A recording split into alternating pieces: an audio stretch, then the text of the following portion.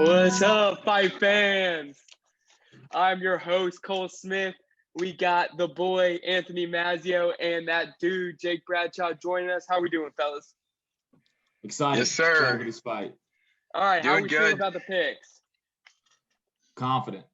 Confident as ever. Now, if anybody ever tells you they're not confident in their picks, then they're either giving you some bullshit and you just don't listen, or they don't know shit. So we're feeling good, Cole. We're feeling good. Happy to be here.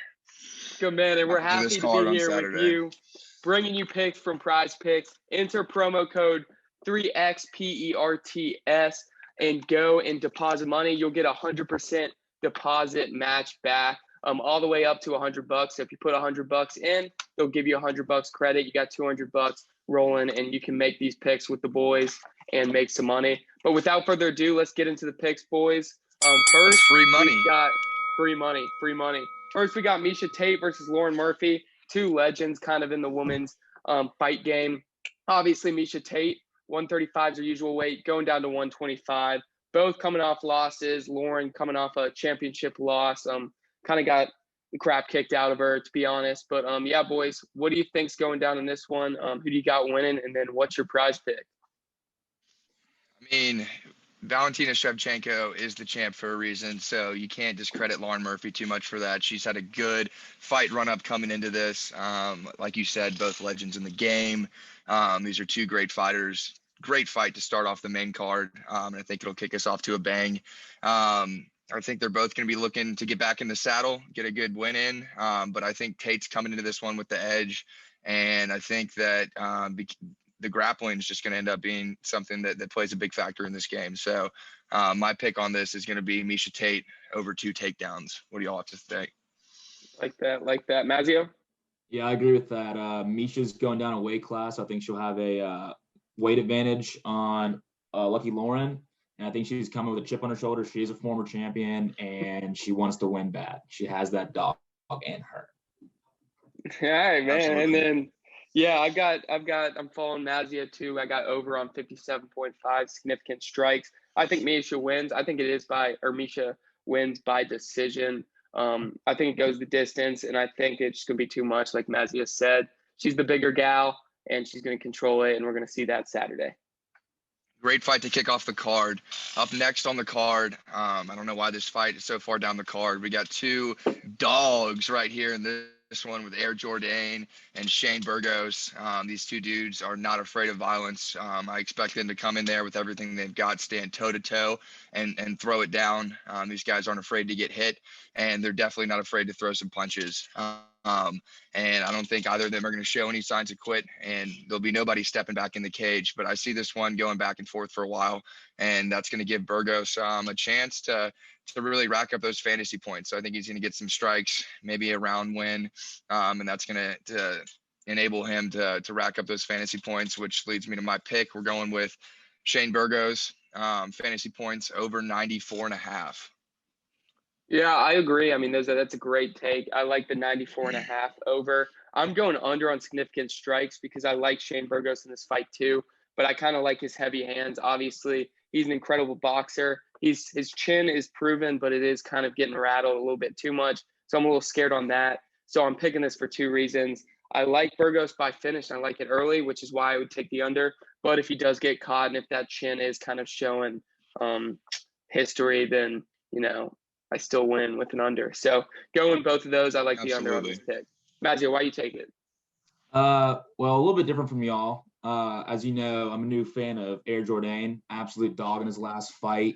He's never been knocked out, and Shane has once or twice. Now, I am worried about Shane's 6.5 reach advantage, but all that being said, and the fact that Air Jordan is a menace to society, I think he gets a late round submission. And that's why I don't think Shane gets to those 105 significant strikes. I think this is fight of the night, though. If I had to pick a fight, I think this is fight of the night. It's a toss-up for sure. This is like Absolutely. 120 beats per minute type fight. I mean, you're fucking sweating this one out. It's going to be a lot of blood. This is going to be a good one. Definitely a great brawl. As the second fight on the main card. Moving right along, third fight on the main card, 125-pound weight division between Matt Schnell and Sumer Dirji. I think these two dudes are both pretty calculated strikers. Obviously with the favor in the striking game, going to Sumer Dirji. Matt Schnell, he's got a little bit more jits in him. I think these dudes are going to take a little bit to figure themselves out. And that's going to lead to a longer, more slower paced fight. I mean, that doesn't mean that there's not a potential for fireworks. I mean, it's a UFC fight. It's MMA. At the end of the day, anything can happen. But just because of all that being said, I'm going with Sumer Dirji. Fight time over 12.5 minutes. I think these dudes are going to have a good first round, start feeling each other out, but it's going to be a little bit more slower paced, calculated fight. You might be right here on the first round. Sumer Dirji is coming off a knee injury, so he's probably going to be feeling it out. But I will say Matt Schnell's only chance is to get a submission in this fight. I mean, that's really it. Absolutely. But I really think he's just going to get knocked out. I mean, plain and simple, Sumer Dirji is going to take his chin at one point. Whether it's in the first round or if it takes him feeling out, it's the second round. I do like the under. I like this finishing with inside the distance. So that's something to look at. But I like the over and 94.5 fantasy score, because if he gets first round, that's 100 points. Second round knockout, that's 75.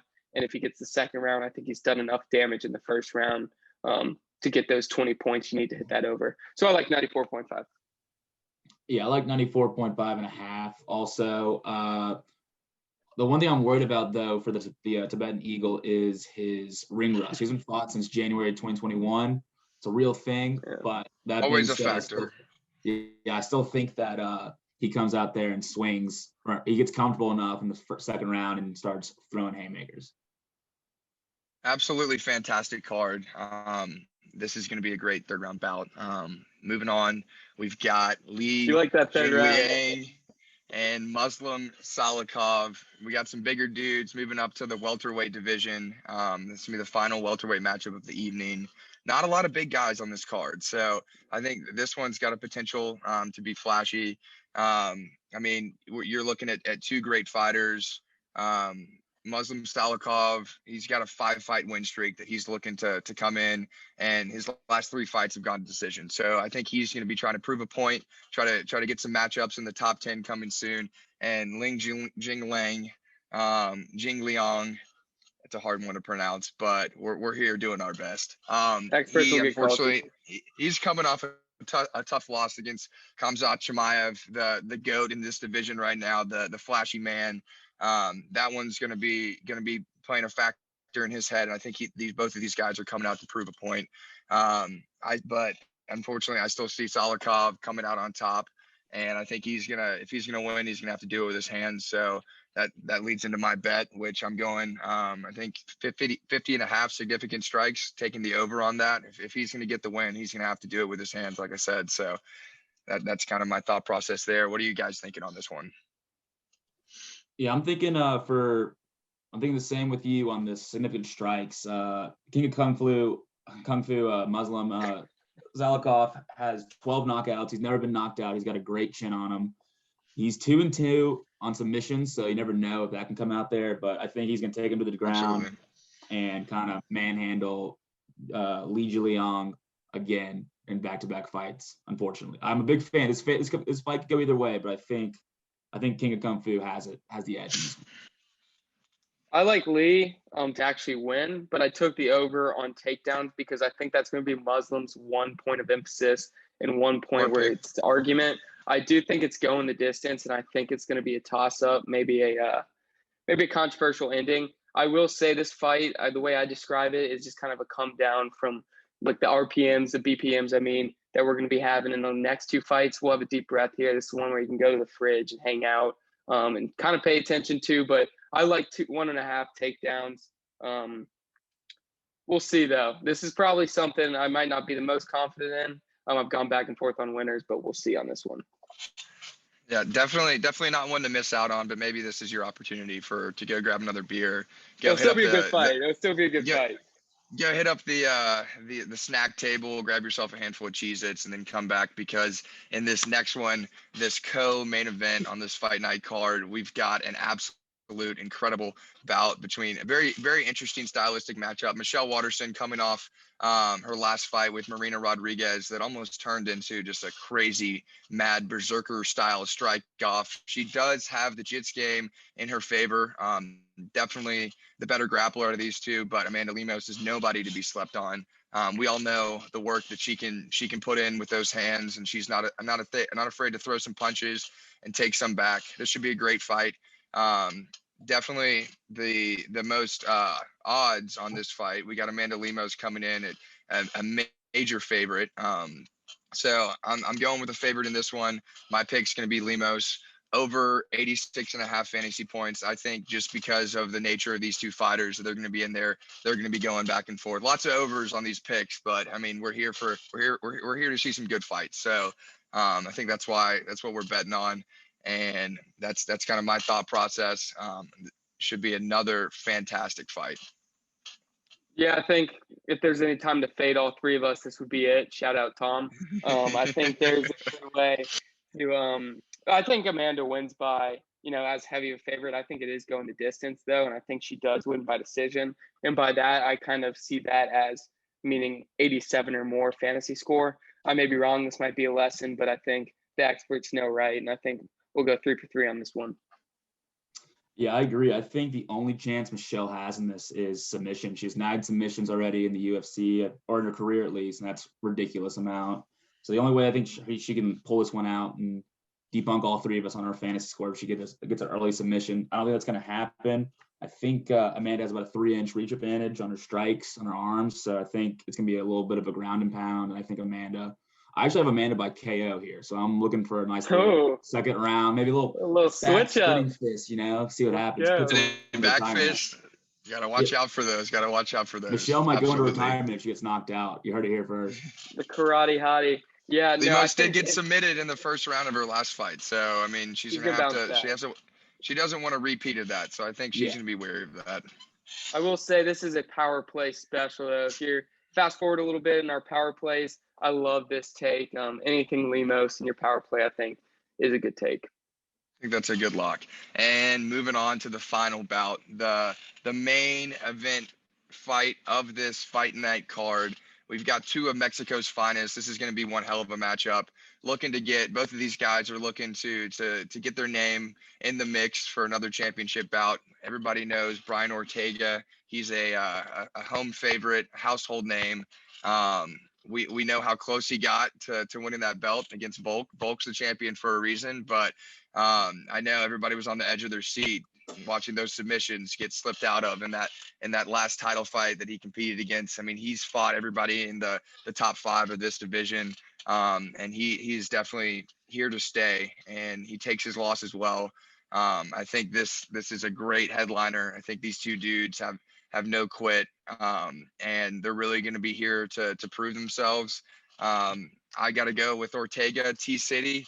He's my man. He's been one of my favorite fighters to watch over the last couple of years. The way that he's just able to so easily implement his striking and his grappling and his jiu-jitsu back and forth. I think this is going to be a really good one, but I think that Ortega's going to get it done. And he's going to get it done in the first 3 rounds. He's the fighter with a little more experience going the distance in these 5-round fights. Definitely the veteran, not to count Rodriguez out at all, but I think this one's going to get finished off in the first 3 rounds. Therefore, I'm going to go with Ortega fight time under 22.5 minutes. Maz, you doubling on that? I'm doubling down on that as well. I will say though, we know who Ortega is. When he comes out, when he shaved his head, that was next level Ortega. Like he when he turns it on, like he knows when to beat down people. A true dog right there. Yeah, he's a dog. We haven't seen that from Yair yet. We could see it come tomorrow, but I think he's not that level yet. If Ortega shows up with what he's got, I think he's going to KO him in under 22.5 minutes. That's why I will say a new UFC fan's going to watch tomorrow and find their new favorite fighter in Yair. I think he has a crazy fighting style. I don't think he's going to win. I honestly am having a hot take here. I think Ortega is going to win by submission the first 2 rounds. I like it, obviously. And I like 2 takedowns by Ortega, but I'm going to go under on significant strikes because I think Yair is dangerous on the feet. I think Ortega knows he's dangerous on the feet. He wants to go where he's comfortable and where he's a boss, which I think is the ground game. Obviously, jiu-jitsu. He's very creative on the ground. I think he's going to get him in a submission. Be interested to see what Yair, how he responds. I'm not sure how much takedown, or I know he has pretty good takedown defense, but haven't seen him much on the ground in the past. He's just a great striker. So very interested to see there, but, 87.5 under. Significant strikes. I like it. Hey, either of these guys can deliver a knockout blow with pretty That much is every true. part of their body, whether it's a knee or an elbow. So expect this one to have some fireworks going off. We're gonna move right into our flex play and our power play picks. Cole, will you let the people know how they can make themselves some money, get some free insurance using this flex play option with our lovely sponsor PrizePicks? Yes, sir. So after you go in, deposit money, use that 3XPERTS for 100% deposit match. You're going to get a couple options. Obviously here, you can do up 2 to 5 picks, and then your options will be flex play or power play. Flex play is not a traditional parlay type. It's actually, you got to get a little insurance. So if you're doing 2 out of 3, it pays you 1.25 times. If you do 2.25 times and get all 3, you get that multiplier. And then you see the listed options you can read. But essentially, however many picks, however confident you are, and you can mix multiple sports. It doesn't just have to be MMA. We're breaking it down for you right now.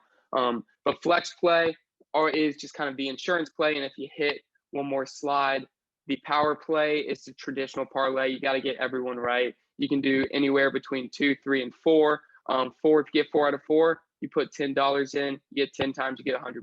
I mean, that's free money. And we got a lot of good picks free here. money right You got there. a lot of stuff to hear. So Jake, I want to hear your flex and power plays because I'm really interested to see how you're attacking the board. Yeah, man, I think that these just give you a lot of options to mix and match with. It lets you take some lines that you might not be super confident in, put that in the flex play, maybe throw a little bit more money on that since you do have that built-in insurance. I mean, nowadays in this world, hardly anything's free. So some free insurance, I mean, that sounds pretty good to me. My flex play in this one is going to be Ortega fight time under 22.5. Burgos fantasy points over 94.5. Solikov, significant strikes over 50.5. Tate over 2 takedowns.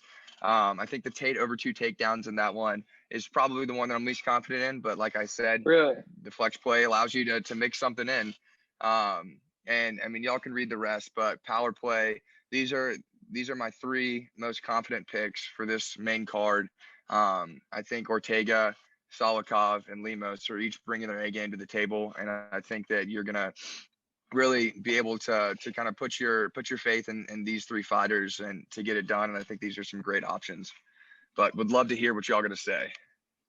I like it. Yeah, mine, I'm going hard. I mean, I think I'm going to go all in, max units on the flex play. I like the insurance play. You can still get a lot back, but then if I go off, I still get a big multiplier. I like Solikov over 1.5 takedowns. I think he's going to make it slow, ugly, take it to the ground. Ortega under 22.5 minutes. I know I didn't take it back there, but I really liked y'all, and I was trying to be different. I really like him finishing like in the first 2 rounds, like I said. Lemos over 86.5 fantasy score. That's my most confident that I told y'all. And then Sumaderji over 94.5 fantasy score. He's going to get creative on the feet. He's going to knock him out first 2 rounds. Get that 95 plus fantasy score. Power play, I really like too. I'm excited about this card. Mazio, let's see yours.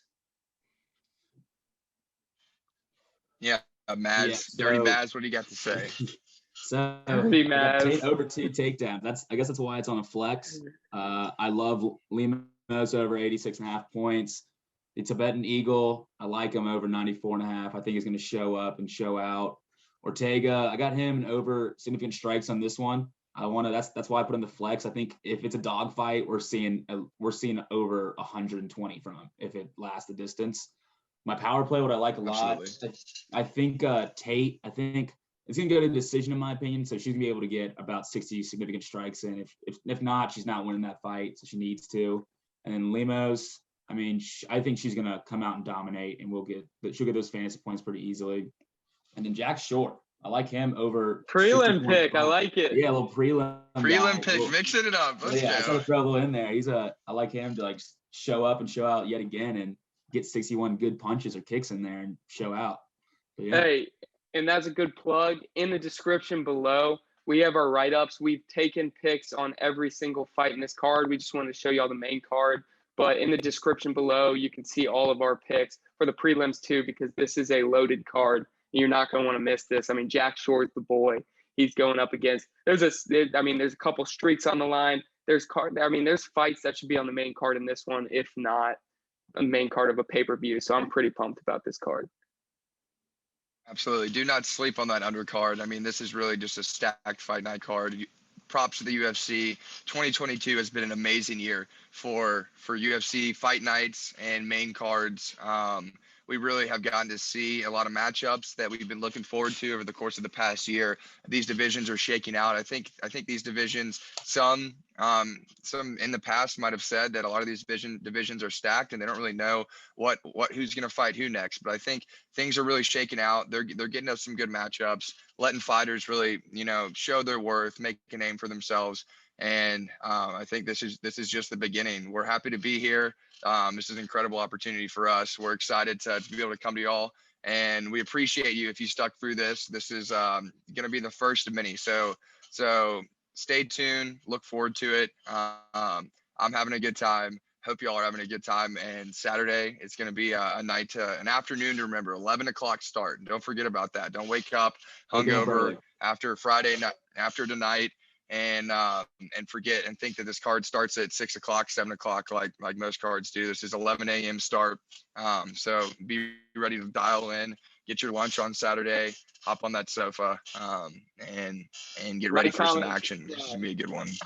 Comment, and subscribe, baby. It'll be good. I think we got good commentators. We got John Anik, Paul Fielder, and we have the fraud known as DC. The best. Daniel Cormier. But the fraud? Yeah, he's a fraud. He's the second best ever in anything he does. But I think the hey, commentators DC, you're getting chirped. Oh, I'm chirping him. But we got a platform now. I'm letting them know he's the big dog. But no, I'm excited to hear Bruce Buffer say it's time. I get my blood pumping every time. Yes, sir. All right, we appreciate it. We'll see y'all soon.